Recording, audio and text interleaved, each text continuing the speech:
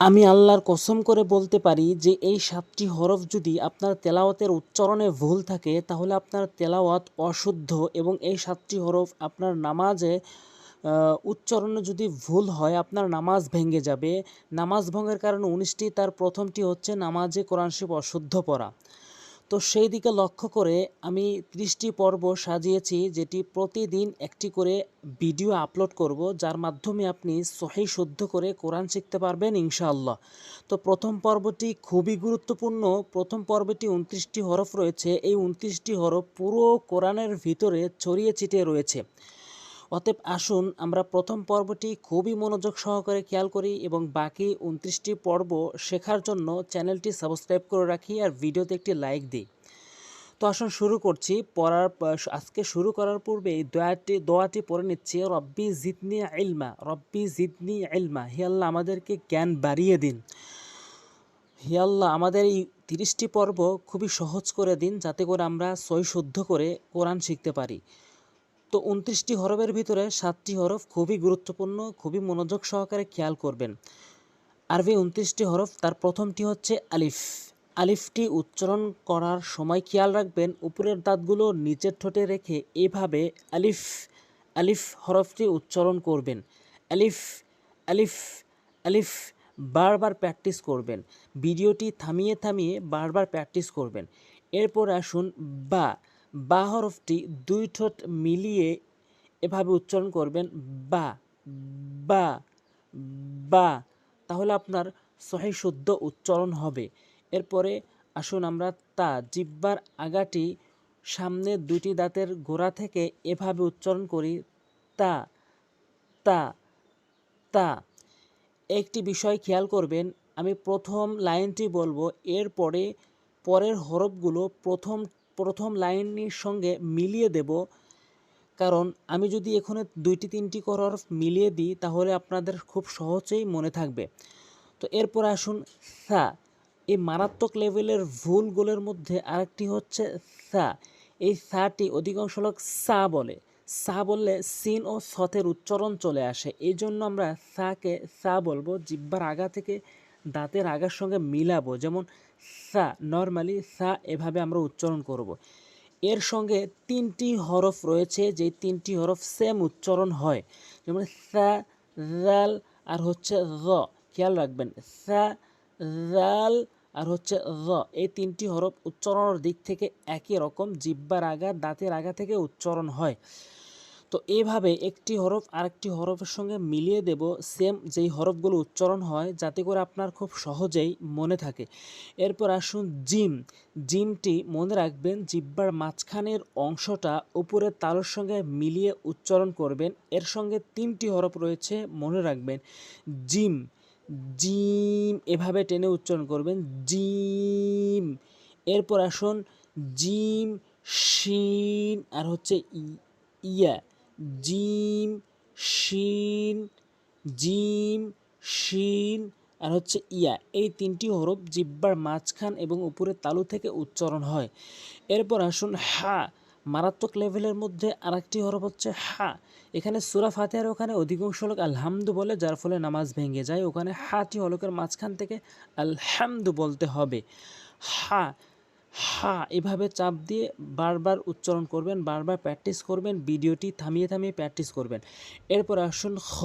খটি জিহ্ব হলকের শেষ থেকে, খটি হলকের শেষ থেকে উচ্চারণ করতে হবে। খ খ ২টি হরফ রয়েছে, খ গইন। খ আর হচ্ছে গইন, এই ২টি হরফ সেম উচ্চারণ হয় হলকের শেষ থেকে, খ আর হচ্ছে গইন। খুব ভালো করে মনোযোগ দিয়ে খেয়াল করবেন। এই পর্বটি যদি আপনি দেখেন তাহলে আপনি পুরো কোরআন শরীফের হরফ আপনার শুদ্ধ হয়ে যাবে। এরপর আসুন দাল। জিহ্বার আগাটি সামনে ২টি দাঁতের গোড়া, ভালো করে বুঝবেন কথাটি। জিহ্বার আগাটি নিয়ে সামনে ২টি দাঁতের গোড়াতে, সামনে ২টি দাঁতের গোড়াতে লাগাবেন, দাল দাল দাল। ৩টি হরফ একই রকম উচ্চারণ হয়, যেমন তা, দাল আর হচ্ছে ত। তা, দাল আর হচ্ছে ত। এই ৩টি হরফ সেম উচ্চারণ হয়, জিহ্বার আগার সামনে ২টি দাঁতের গোড়া, তা, দাল আর হচ্ছে ত। এরপর আসুন জাল। জালটি বলেছি তার মতো উচ্চারণ হয়। জালটি জিহ্বার আগা দাঁতের আগা থেকে উচ্চারণ হয়। 3টি হরফ জাল, জাল আর হচ্ছে জ। এরপর আসুন র। র র জিহ্বার আগাটি উল্টিয়ে উপরের তালুর সঙ্গে লাগাবেন। জিহ্বার আগাটি উল্টিয়ে উপরের তালুর সঙ্গে র র র এভাবে উচ্চারণ করবেন। এরপর আসুন ঝা। ঝাটি জিহ্বার আগা সামনে দুটি দাঁতের আগা, অর্থাৎ জিহ্বার আগাটি নিয়ে উপরের নিচে দুটি দাঁতের আগাতে লাগাবেন। উপরের দাঁতের আগা এবং নিচের দাঁতের আগার সঙ্গে লাগালে 3টি হরফ উচ্চারণ হবে সঠিকভাবে। ঝা, সিন আর হচ্ছে সদ। ঝা, সিন আর হচ্ছে সদ, এই 3টি হরফ সেম উচ্চারণ হয় জিহ্বার আগা উপরের নিচে দুই দাঁতের আগা থেকে। এরপর আসুন মাঝখানে রয়েছে শিন। শিনটি জিম শিন ইয়া বলেছি জিহ্বার মাঝখান উপরের তালুর সঙ্গে লাগিয়ে উচ্চারণ হয় শিন। জিম শিন আর হচ্ছে ইয়া, জিম শিন ইয়া। এরপরে সদ বলেছি জা সিন সদ, এই 3টি হরফ একই রকম উচ্চারণ হয়। জিহ্বার আগা উপরে নিচে দুই দাঁতের আগার সঙ্গে সদ সদ এভাবে উচ্চারণ করবেন, তাহলে আপনার উচ্চারণটি সঠিক হবে। এরপর আসুন বদ। বদ জিহ্বার গোড়ার কিনারা উপরে মাড়ির সঙ্গে লাগাতে হবে। জিহ্বার গোড়ার কিনারা উপরে মাড়ির সঙ্গে লাগালে এভাবে সঠিকভাবে উচ্চারণ হবে বদ। গায়রিল মাগদুবি আলাইহিম এইভাবে বদ এভাবে উচ্চারণ করবেন। এরপর আসুন ত। তটি বলেছি 3টি হরফ সেম উচ্চারণ হয়, তা, দাল আর হচ্ছে ত। তটি হচ্ছে জিহ্বার আগের সামনে দুইটি দাঁতের গোড়া থেকে উচ্চারণ হয় ত। এরপর আসুন জ। জ হরফটি বলেছি 3টি হরফ সেম উচ্চারণ হয়, সা, জাল আর হচ্ছে জ। জটি মারাত্মক লেভেলের ভুলগুলোর মধ্যে আরেকটি হচ্ছে জ। অধিকাংশ লোক জ বলে, যার ফলে ভুল উচ্চারণ হয়। জ অধিকাংশ লোক আউযু বিল্লাহ বলে, বলতে হবে আউযু বিল্লাহ। জিহ্বার আগা দাঁতের আগা থেকে উচ্চারণ হবে জ, নর্মালি জ। এরপর আসুন আইন। হলকের মাঝখান থেকে চাপ দিয়ে উচ্চারণ করবেন।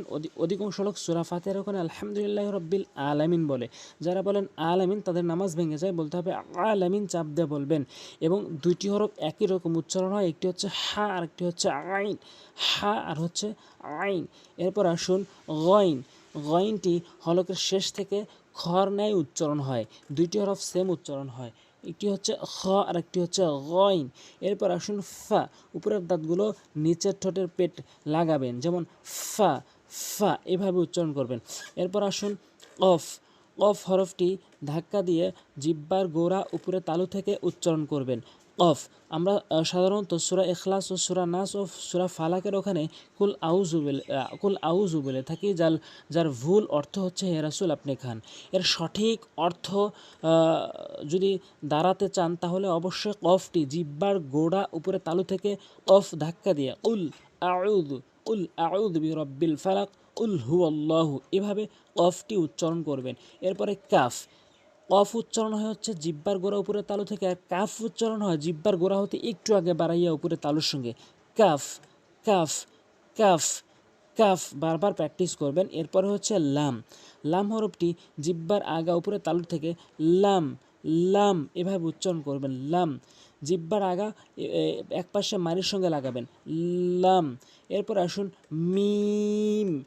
মিম দুই ঠোঁটের ভেজা অংশ মিলিত করে মিম এভাবে উচ্চারণ করবেন মিম। এরপর আসুন নুন। মুখটা গোলাকার করে নুন। এরপরে ওয়াও। মুখের খালি জায়গা কোনো জায়গা নেই, ওয়াও এভাবে উচ্চারণ করবেন ওয়াও। এরপর আসুন হা। খুব সহজ করে বলে দিবেন হা, হরফের শুরু থেকে হা। এরপরে হামজা। হামজা অধিকাংশ লোক হামজা জবর আ বলে, চাপ দিয়ে বলে, এখানে চাপ দিয়ে বলা যাবে না, আ বলতে হবে। এখানে হামজা হলকের শুরু থেকে উচ্চারণ হয় হামজা। এরপরে ইয়া সেম জিম ও শিনের মতো উচ্চারণ হয় জিহ্বার মাঝখান উপরে তালুর সঙ্গে ইয়া। তো আজকে এই প্রথম নাম্বার পর্ব খুবই গুরুত্বপূর্ণ, অবশ্যই মনোযোগ দিয়ে দেখবেন, আর ভিডিওতে অবশ্যই একটি লাইক দেবেন, আর পরবর্তী ভিডিওগুলো পাওয়ার জন্য অবশ্যই সাবস্ক্রাইব করবেন। আসসালামু আলাইকুম ওয়া রাহমাতুল্লাহি ওয়া বারাকাতুহু।